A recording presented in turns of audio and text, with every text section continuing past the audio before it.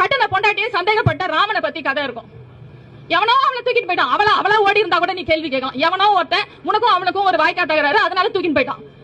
அவ வீட்டுக்கு வந்த அப்புறம் அவ ஏதோ பண்ணிட்டாளா? இப்படி கேட்கிற ஒரு கடவுளை ரோல் மாடலா வச்சிருக்கிற இந்த சமூகத்துல நீங்க பெண்களுக்கு என்ன நியாயத்தை எதிர்பார்க்கறீங்க? எந்த மதமா இருந்தாலும் பெண்ணை இப்படிதான் வச்சிருக்க. வெள்ளா எலும்புல இருந்து பிறந்து வந்தா அறிவுக்கா நீங்க தேடி போனா அவ சைத்தானுக்கு தோழி. இப்படிதான் இருக்கு மதங்கள். இவ்வளோ விஷயத்தை தப்பா வச்சுக்கிட்டு யாரோ ஒருத்தரை தூக்குல போடுறதுனாலயோ அந்த ஆணை அப்படி வக்கரம் பிடித்தவனாக மாற்றி இந்த சமூகம் என்ன பொறுப்பெடுத்துக்க போகுது? ஆணுக்கு எப்படி இவ்வளவு அதிகாரமும் தைரியமும் வருது?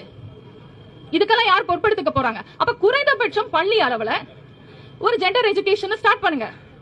ஆணும் பெண்ணும் சமமா நடத்தணுங்கிறத பத்தி கூறுணர்வை ஏற்படுத்துங்க.